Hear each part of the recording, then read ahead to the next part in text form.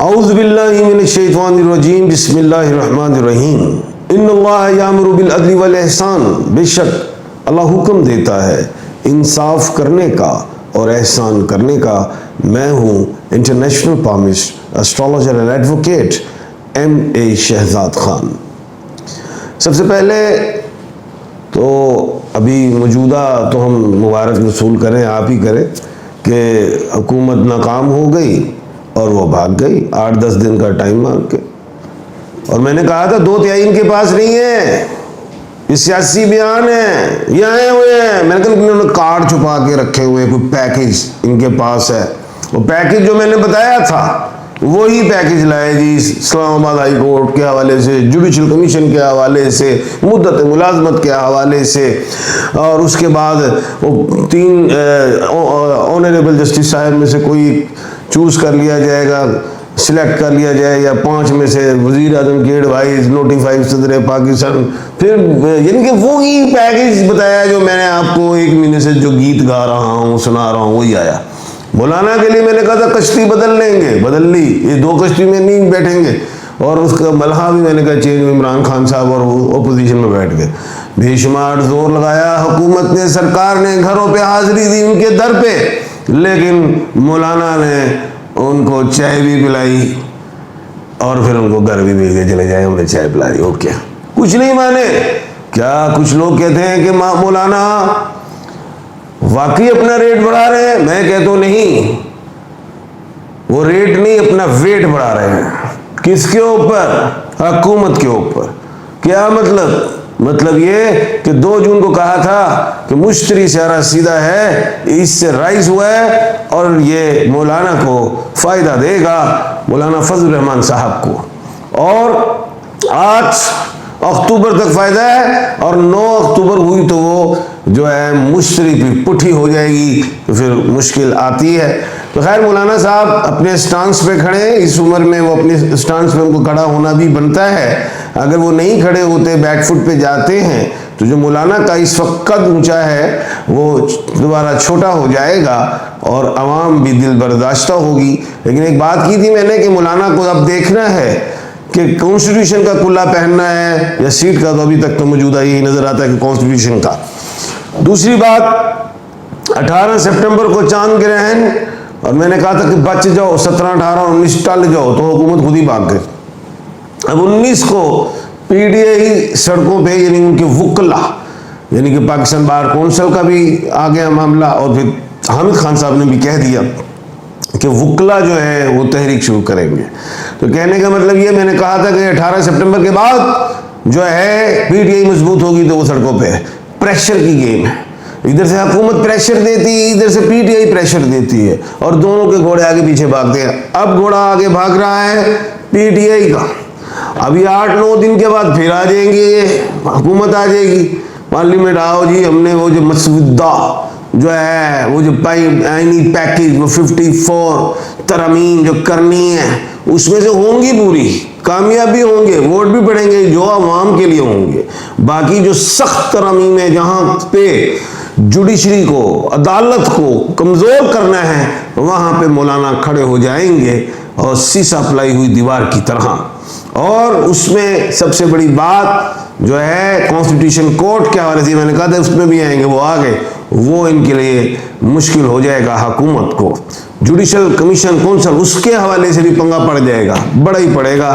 तो खैर अभी दमादम मस्त कलंदर है। जो टास्क मिला था 8 फरवरी को, 9 को इन्होंने मैंडेट चोरी किया लिया उस टास्क के मुताबिक, और फिर अगले जो टास्क थे कि इन हदफ को आपने पूरा करना है, दिए थे, उसमें जब ये हुकूमत नाकाम होती जा रही है, अब जाहिर है इज्जत भी बचानी है। हुकूमत ने ये कहना है जी हम तो लाए थे, खुल के इसमें मुशावरत करें, इस पर टॉक करें, इतनी हमने मान ली हैं इनकी अपोजिशन के हवाले से, और इतनी हमने अपोजिशन के हवाले से नहीं मानी अवामुल नास के लिए, और ये जजिस भी की तादाद भी बढ़नी है जी, वो इसलिए हम बढ़ाना चाहते हैं कि जो है इतने कोर्ट केसेस हुए हैं वो ख़त्म होने चाहिए। और जनाब केसेस बनाता कौन है, केसेस बढ़ाता कौन है? आप ही।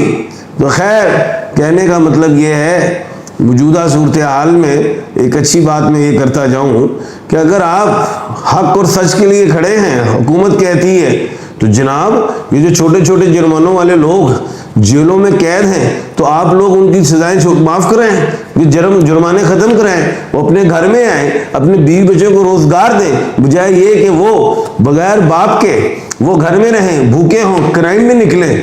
आप कौन सी बातें इंसाफ की कर रहे हैं, समझ से बाहर है। खैर, अब पतली गली से तो निकल गए हैं ऐसे होके। मैंने कहा था इंसल्ट हो जाएगी, वो हो गई है, लेकिन अब इंसल्ट भी जाहिर है किसी तरीके से कवर भी करनी है, उसके लिए उन्होंने दोबारा आएंगे फिर पैकेज। लेकिन खैर, मैंने कहा था सितमगर होगा और जिसमें नुकसान जो है होगा। और शुक्र अल्हम्दुलिल्लाह हुकूमत भाग गई है चांद ग्रहण से। अब चांद ग्रहण के बाद पीटीआई मैदान में आएगी, देखते हैं क्या करते हैं। लेकिन फिलहाल मौजूदा सूरत हाल में मैं ये समझता हूँ आइन की जीत होगी, हक की होगी, अल्लाह के हुक्म से। अभी जस्टिस साहबान की बात कर लेते हैं। अगर वो 5 ऑनरेबल जस्टिस साहबान में से एक चूज करते हैं 3 में, तो 3 नाम मुझे बड़े मजबूत दिखाई दे रहे हैं। ऑनरेबल जस्टिस अमीनुद्दीन साहब, और जो क्या कहते हैं इनकी जो पैदाइश है 1/12/1960, एज 63 साल है, 6 और 3 9 है। और अमीनुद्दीन ऑनरेबल जस्टिस साहब जो हैं वो 1/12 के खाने के मालिक हैं, पावर में हैं, इसमें शक नहीं है। और लेकिन दूसरा है कि अभी अप डाउन है, मंगल में भी कुछ ये अलीफाइन में प्रॉब्लम चल रहा है। अगर हम देखें ऑनरेबल जस्टिस याहिया अफरीदी साहब को, तो इनकी जो है डेट ऑफ बर्थ जो है वो 23 जनवरी 1965 है, 59 एज के हैं, और ये भी 1/12 के खाने के मालिक हैं, 2 मंगल के मालिक हैं। मंसूर अली शाह साहब को अगर हम गौर करें, ऑनरेबल जस्टिस साहब जो हैं उनकी जो डेट ऑफ बर्थ आती है वो आती है 28 नवंबर 1962, तो एज 61 है। अच्छा, 6 और 1 बनता है 7, तो बुराफत का ये डिजिट आया हुआ है सितारों के हवाले से। जाहिर है मंसूर अली शाह साहब के लिए तो इतना कुछ, तो मैं जो अपने जहन से देख रहा हूँ कि मामला मिले हुए हैं। लेकिन मंसूर अली शाह साहब जो हैं 15 अक्टूबर के बाद मजबूत है, उससे पहले कोई नाम अनाउंस ना हो। लेकिन नाम अनाउंस करें ना करें, पंगा तो ये पड़ गया हुआ है। और ये भी है कि जो भी आईनी तरामीम होंगी वो चैलेंज भी होंगी, उस चैलेंज को रोकने के लिए कॉन्स्टिट्यूशन कोर्ट है। लेकिन कॉन्स्टिट्यूशन कोर्ट अगर बन गई हमारे मुल्क पाकिस्तान में, तो मामला ज़्यादा बिगड़ते हुए दिखाई देते हैं। फिर वकील नहीं हुक्ला हजरात जो हैं पूरे पाकिस्तान में मुझे नज़र आते हैं। अल्लाह खैर करे हमारे मुल्क पाकिस्तान में, अमन हो, अमन का गहवारा बने। लेकिन अभी तक तो मुझे समझ नहीं आ रही, मुझे नहीं आ रही, तो आवाम को जो हैं, जो बेचारे नौजवान परेशान हैं, उन्हें कहाँ समझ आनी है। और रोज़ सवाल फेंकते रहते हैं, डरे रहते हैं, पूछते रहते हैं। आपके सवालात हैं, उनके जवाब देने हैं। हुकूमत कहती है तरमीम में कोई सियासत नहीं है। भाई हर जगह तो सियासत आ गई है, क्या कहें। अच्छा जी, बाकी खुशखबरी ये है कि 15 नवंबर को मंगल, वो जो शनि है वो मार्गी कर है, वो कामयाबी ज़रूर देगा पीटीआई को। और एक और अहम बात बता दूं, हुकूमत अगर कामयाब ना हुई अपने टास्क में, तो इंटरिम गवर्नमेंट की तैयारी कर ले जी। ये पेशन गोई है मेरी। इमरान खान यानी कि हुकूमत घर जा रही है। इमरान खान पाकिस्तान जिंदाबाद, जीतेगा जी जीतेगा, खान साडा जीतेगा। ठीक है जी। सर मेरा बुर्ज 12485 जहांगीर, मेरे बच्चे बुर्ज जद्दी हो। अच्छा जी, मेरे बारे में देखिएगा, कुछ बोलोगे तो देखेंगे ना, लिखा ही कुछ नहीं आपने। सर आपने सच बताया है जो आजकल न्यूज़ चल रही है। हाँ बिल्कुल, हम तो 1 महीने से कह रहे हैं सर। अच्छा जी, नज़ीर हुसैन गंगयाल मेरा नाम है, तो की करिए बब्बर शेरा। जब आप इस रूम में बैठकर रिकॉर्डिंग करते हैं तो सेकंड क्वालिटी वेरी पुअर। अच्छा जी, साउंड क्वालिटी वेरी पुअर, ठीक है, अच्छी बात है, अच्छा किया आपने हमें बताया, हम इसकी क्वालिटी ठीक करते हैं। प्लीज़ सर मेरे बारे में बताएं। शबीर अहमद गंगयाल 1984 अगस्त, काम, अच्छा अगस्त, अच्छा काम क्या करूं बेटे, लाइफ स्टॉक में चले। क्या खान साहब को अल्लाह ना करे कोई बड़ी सजा हो, नहीं बब्बर चेहरा हो जी गला ना लिखा करे। 4/2/1962 डेट ऑफ बर्थ, तो क्या करें जनाब, नाम तो लिखो। आवाज़ वाली ठीक करें जी, करते हैं जी।